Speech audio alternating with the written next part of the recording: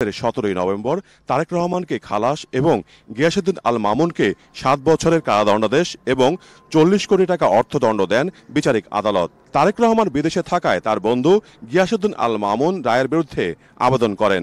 2016 সালের 21 জুলাই বিচারিক আদালতের খালাসের রায় বাতিল করে তারেক রহমানকে 7 বছরের কারাদণ্ডাদেশ এবং 20 কোটি টাকা জরিমানা আর গিয়াসউদ্দিন আল মামুনের কারাদণ্ডাদেশ বহাল রেখে তাকে দেওয়া 40 কোটি টাকার জরিমানা কমিয়ে 20 কোটি টাকা করেন আদালত। হাইকোর্টের এই রায়ের বিরুদ্ধে গত বছর লিভ টু আপিল করলে গিয়াসউদ্দিন আল মামুনকে আপিল করার অনুমতি দেন আপিল বিভাগ।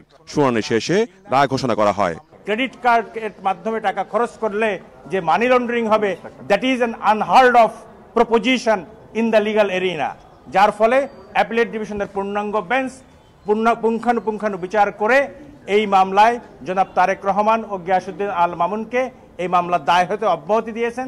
এই আপিল গিয়াসউদ্দিন আল মামুনের করা হলেও কিভাবে এই মামলা থেকে তারেক রহমান খালাস পেলেন তা ব্যাখ্যা করেন আইনজীবীরা। বিভিন্ন জাজমেন্ট থেকে আমরা দেখিয়েছি যে যদি মামলা প্রিন্সিপাল অ্যাকিউজডের এগেনস্টে প্রমাণ না হয়, যদি মামলা দেখা যায় যে না এটা ইন্টেনশনালি করা হয়েছে হ্যারাসমেন্ট করার জন্য, হিউমিলিয়েশনের জন্য, এবং এই মামলা সাজা দেওয়ার মতো কোনো কিছু নাই, সেক্ষেত্রে কেউ যদি আপিল নাও করে কোর্ট ইচ্ছা করলে তাকেও এই খালাসের যে বেনিফিট এটা তাকেও দিতে পারেন।